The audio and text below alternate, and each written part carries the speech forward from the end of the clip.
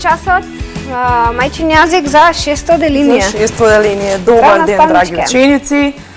Оваа наставна единица ни е предвидена за учениците од 600 делинија, видови лирски песни според мотивот. Конкретно денес ќе се задржиме на родолюбивите песни.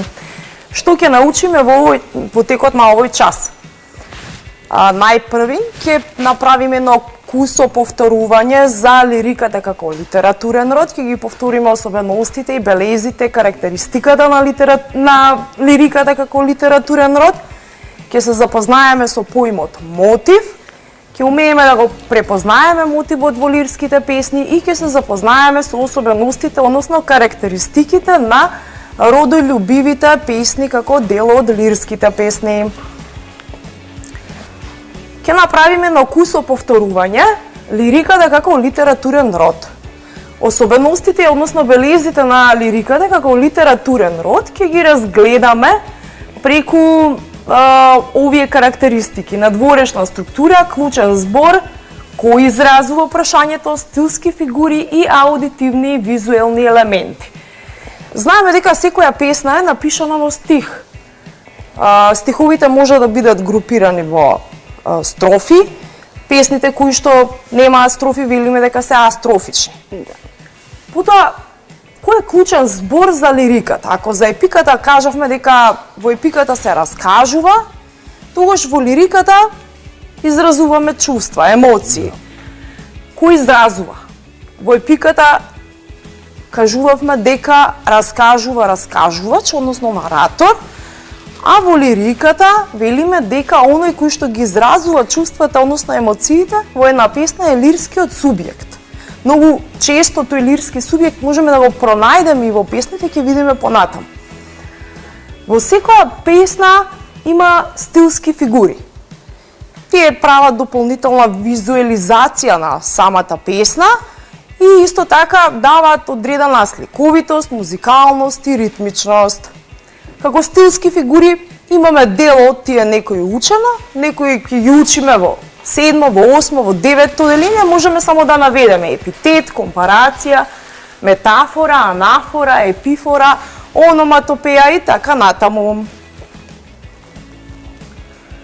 Кога се појавила лириката? Се смета дека лириката како литературен род е едно од првите литературни родови која што се појавила. И како се појавила? Значи, народот во почетокот создавал своји песни, односно народно творештво, кои што песни честопати биле придружувани со музика на овој музички инструмент. Дали знаете кој е тој музички инструмент? Лирата? Лира, така, и од тука го добило овој литературен род, го добил својот назив лирика. Преку своите песни ги изразувале своите емоции, своите чувства и од тука и белезите на лириката како литературен род да изразува.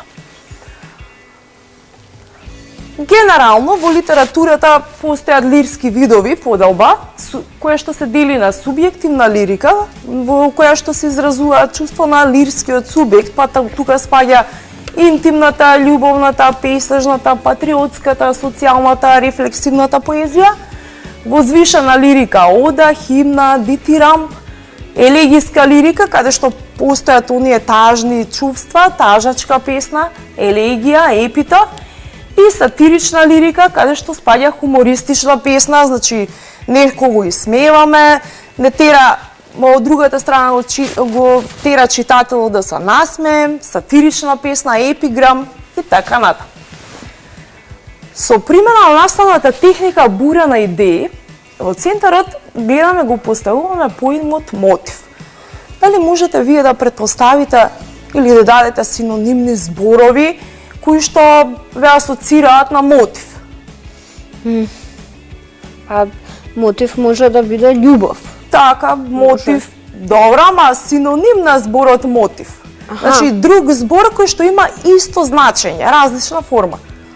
Поттик. Така? Синонимот на зборот, да. Така, поттик, причина нешто да направиме, причина нешто да извршиме, насока за да направиме нешто, повод и така натаму. Сега мотивот е присутен и во лириката, односно во поезијата. Од тука можеме да изведеме заклучок дека мотивот е онаа основна мисла водилка која што го поттикнала или го насочила поетот да напише некаква песна во која што се изразуваат чувствата или емоциите. Во принцип, ние во училиште учиме дека според мотивот лирските песни можеме да ги поделиме на љубовни, пейсажни или описни, каде што се опишува природата, родолюбиви или патриотски и хумористични. Денес ќе се задржиме на овие родолюбивите или патриотските песни. Што мислите, кои чувства преовладуваат во патриотските песни? Македонштина. Не знам. Љубов спрема Татковината, кон родната земја. Тука имаме една песна од Славко Јаневски. Ќе ја прочитаме, а потоа ќе ја анализираме. Може. Широка е како море, е земјава мила. Широка е над неа, орли шират крила. Татковино наша, еј, живот е мој. Родена си мила во оган и бој. Се белее снежан малеш, ко пролетен кринок, а крај Охрид езерото се лулее сино.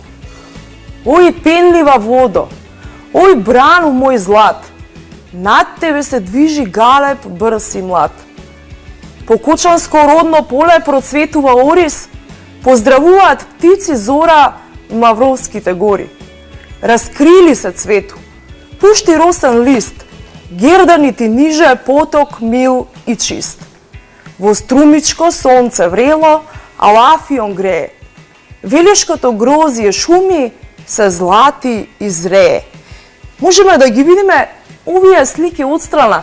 Тие реално представуваат една визуализација на оваа песна. Еве ги тие Кочански полиња, еве го Охридското езеро, еве ги полињата со Афион. Оваа песна ќе ја разгледаме преку наставната техника квадрант, преку следниве особености, мотив и чувства, визуелни слики за татковината, стилски фигури и рима. Можеме да кажеме дека мотивот во оваа песна е љубовта кон родната земја. Таа е таа која што го поттикнала авторот да напише песната. Какви чувства преовладуваат? Рековме, се поклопуваат со самиот мотив. Љубов кон татковината. Каде можеме да го лоцираме тој елемент, каде можеби најмногу доаѓа до израз. Обично зборот мила го употребуваме кога нешто не е мило, драго, некој што сакаме, така. Еве го тој стих. Еј, земјава мила. Меѓутоа, во оваа песна се забележува и чувството на сплотеност, на една колективна љубов. Не само љубов на лирскиот субјект, туку љубов од целиот народ. Татковино наша, еј, живот е мој, наша. На сите нас кои што живееме во таа земја. Лирскиот субјект, оној кој што ги изразува чувствата, е видлив во оваа песна, предежно преку заменските форми. Живот е мој и брану мој злат. Значи, овие заменски форми мој не укажуваат на присуство на лирскиот субјект, дека тука тој постои. Визуелните слики кои што може да се изделат се токму овие. Еве ги имаме од левата страна на песната. Стилски фигури. Стилските фигури епитет кои што даваат поголема визуализација, описи, широка, мила, снежен, пролетен, сино, пенлива, брз, млад и така натаму. Компарација, стилска фигура со која што вршиме споредба на два збора, на два поима со помош на зборот кој или како. Широка е како море. Уште во првиот стих можеме да ја забележиме оваа стилска фигура. Родната земја за него е широка и ја споредува со морето. Добиваме визуел представа дека се работи за нешто големо. Така, за нешто големо. Пространо. Стилска фигура, апострофа или обраќање. Оваа стилска фигура учениците ќе ја учат подоцна во 8 оделение, меѓутоа сепак ќе напоменеме и тука. Кога лирскиот субјект се обраќа кон неживи нешта, која е целта за да создаде поголема блискост во самата песна и да дојдат до израз повеќе чувствата на лирскиот субјект. Каде се обреќа? Татковино наша еј. Ој пенлива водо, ој брану мој злат. И последно е римата. Можеме да забележиме мила крила, мој бој, злат млад, лист чист. Има различни видови рими, зависно од тоа дали се римувани првите два стиха. Еве, ќе го разгледаме конкретно само првиот пример. Мила крила, двосложни зборови, мила крила. Според сложноста на зборовите, видиме дека станува збор за женска рима, а се римуваат во ова строфа, вториот и четвртиот стих, и станува збор за вкрстана рима. Сега имаме една песна, Македонија од Анте Поповски. Ова е само дел од таа песна. И ќе ја слушнеме. Оп, може да го вратиме? Песната ја има, мислам дека има посебно, треба да го... Не. Да. Добра. Еве таа земја од проста камен и Добра, сонцето. може да ја слушнеме. Може да... Стиснете ги древките,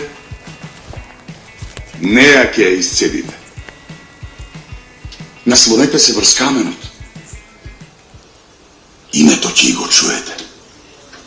Симете се во рекине, дното со неа ќе ве почести. Легнете да си починете, ноќта со неа ќе ве покрие. На оној даб, името ќе ти го напишам, дождовите да го симнат жедните в земја, да ги напоиш. На онаа нива, грудка од тебе ќе посеам класатка да никне, со неа внучињата да ни ги нахраниш. На оној рид ќе те оставам и кога ќе заминам пак да те гледам, голема. Еве таа проста земја, од дворичен камен и сонце, децата уште не заодени каде откопуваат лобањи по градините. Еве таа проста земја од пајажина и од води, мудрост, слободата, кај што ги запишува селските имиња, место икони по црквите. И каде летото, како судбина, трае до последниот востанат.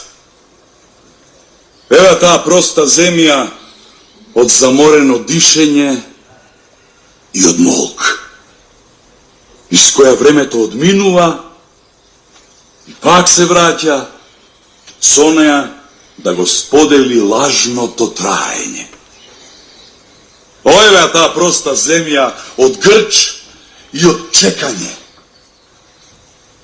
што ги научи звездите да шепотат на македонски, а никој не ја знае. Ова е една од Прекрасна песна. најубавите песни за... Патриотски песни, родолюбиви Македонија. песни за нашата татковина. Ќе го разгледаме мотивот. Нормално, љубовта кон родната земја. Меѓутоа, тука има како мотив и вечноста на татковината. Каде се забележува вечноста, незиното присуство во тревките, во камењата и дури вели онаму долу во подземниот свет, сепак големината на земјата е прикажана токму овде. И пак да те гледам голема. Ова е само дел од песната, меѓутоа има интернет верзија, онлайн верзија која што учениците можат многу лесно да ја најдат и тој ќе им биде за домашна задача. Анализа на целата песна од Анте Поповски, Македонија. Одлично. Прекрасно. Супер домашна задача. Се враќаме со следниот час македонски за Македонски јазик. седмо деление. Да.